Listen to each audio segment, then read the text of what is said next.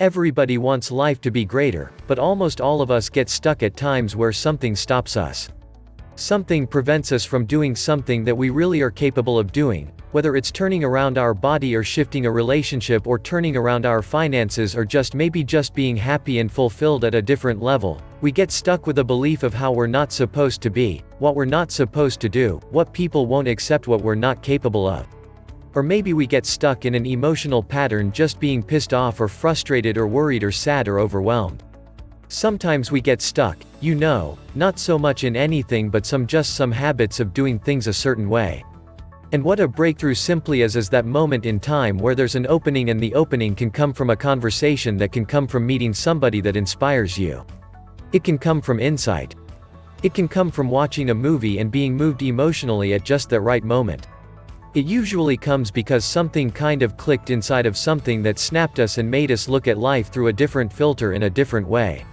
And it's a real breakthrough because you take that little insight, that little distinction, that little moment, or maybe that little or big emotion inside of you that says no more, I'm gonna change this, and suddenly you do something to make your life better.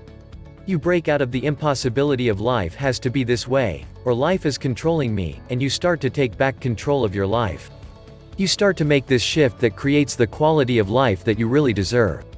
Think about it in your own life. How could you have some area of your life where you raise your standard and your life has never been the same? Maybe at one time in your life you smoked cigarettes, or you did something and you did it for years and you kept trying to change it and kept telling yourself I should. And then one day something happened. Something just clicked you over. Something took you over that kind of tipping point, and inside yourself, you said no more. It was a very, very different experience, wasn't it? Something inside of you shifted, and what was a should become a must, and you've never gone back. Is there an area like that in your life? You can think of. Everybody wants to change. Nobody wants to do it. Everybody, I should say, wants progress, but nobody wants to change. Everybody wants your life better, but nobody wants to do the push-ups. The running has an economic or emotional discipline to make it happen. But if you're watching this right now and you're still with me, some part of you wants more, and I'm saying to you, choose it on the way you're gonna choose. It is really simple. If you're in that crisis, what keeps you in the crisis is probably because you're being reinforced. No. There have been areas in your life where some point in time, you just shifted and you raised the standard. Your life changed because whatever people have their identity attached, they live.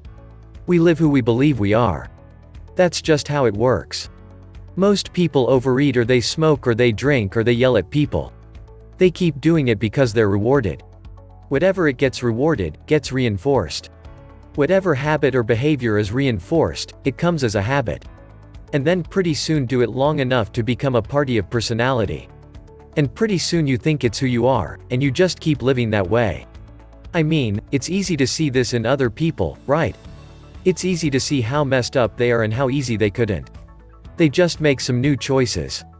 All you got to just turn on the television, some news programs, entertainment programs, and you'll hear detailed descriptions about some person who is a very powerful celebrity who is doing some stupid things.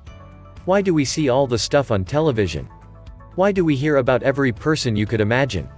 From Lindsay Lohan to Britney Spears to all the way back to the old days? It was Elvis or Michael Jackson or whoever it is that's in the news. Today, in this stage of life in your country, you're watching this. It's because we want to see other people who make bad decisions so we can feel better about our own. But the reason those people don't change, Lindsay Lohan, she's got another do why. She's putting herself at risk. She's putting other people, or she could kill someone. She goes to jail, is supposed to be 90 days, but here's the consequence. It goes to 2 weeks on before she even gets out of jail. She makes a deal for an interview and gets paid $1 million. When she gets out for the interview, what do you think? The chances of her changing when her bad behavior gets her $1 million, and I don't know if she even makes that for that much time of acting at this stage. What do you think the chances are when people around her say, it's not your fault? It's not fair. They treat you unfairly as long as we have the decision that we're not responsible, it's not our fault. We can't change anything. We have no power, so don't know about time. You watch this if Lindsay will change, but if she did it because the enabler's era is gone, she's taken responsibility and she's found something. She values more than attention and money for bad behavior. That was easy to look at that with her. But what about you and I, where you and I addicted to our problems, where you and I reinforced so many people will have a big problem? Listen, if things were going well, you say it's going so great, your friends go, well, that's great. And after a while, they go, well, easy for you. But if you got a problem, people, hey, I understand and connect with you. Where do we get addicted to our problems? If you want to make a new choice, if you want to make a new decision today, if you want to have a breakthrough in some area of life, you have to give up the story that it's not your fault, and you got to give up the attention and love and the connection and commiserating that comes with it with other human beings. When you start to connect your true nature, suddenly there's energy available for you to set a higher standard for what you want in your life. That's what this is really all about.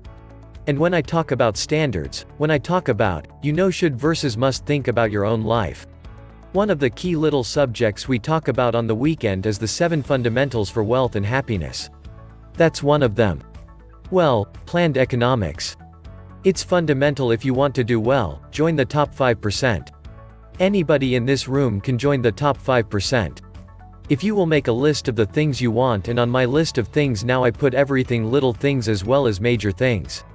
Doesn't matter how small it is. It goes on my list. I used to just put major things, cars, homes.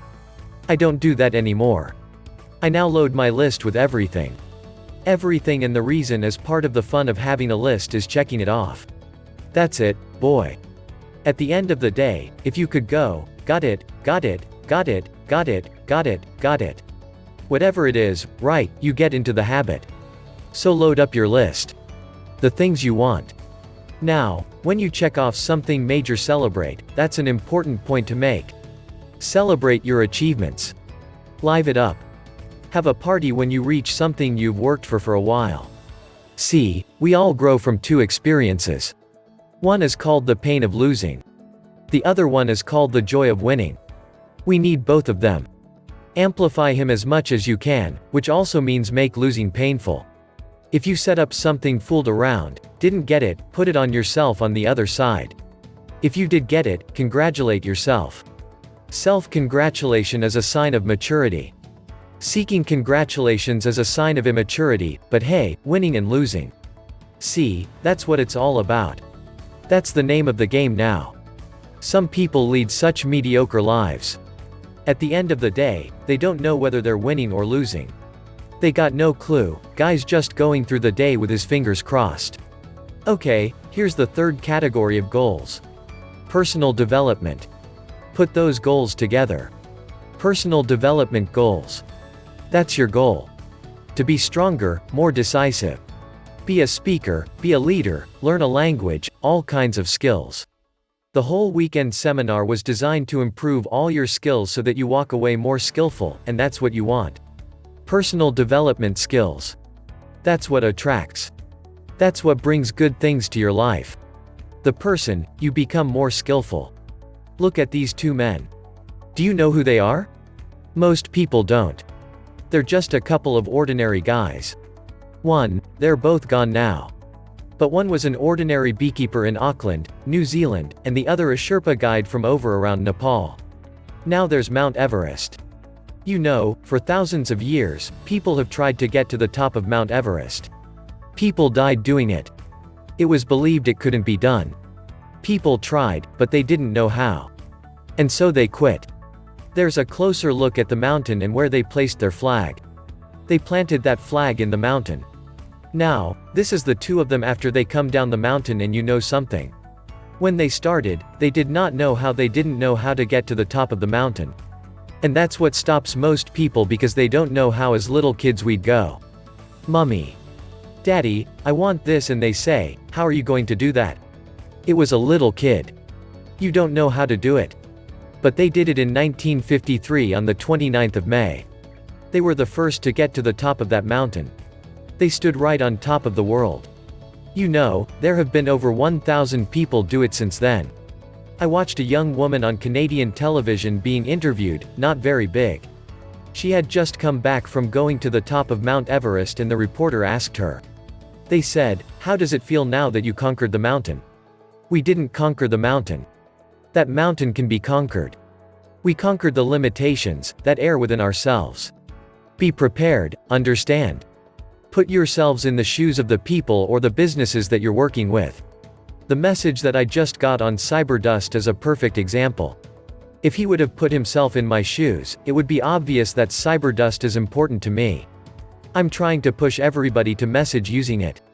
I've volunteered, and Dave mentioned that hey, I'm gonna be answering questions long after this is over from you people from everybody sending me messages. So Cyberdust is obviously important to me. And so if you're able to do something that reflects something that's important to me or whoever it is that you're working or trying to get a job where they're trying to get an internship with. We're trying to get an investment from if you can put yourself in their shoes and put yourself in the context of what's important to them.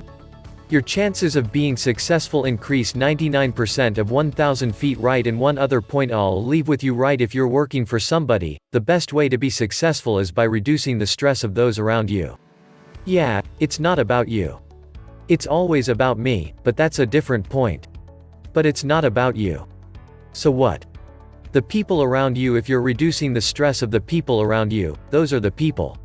Those people start to gravitate towards you. They want to work with you because you make going to work easier, more pleasant. You help them accomplish their goals. You help put them in a position to succeed by reducing their stress. Yeah.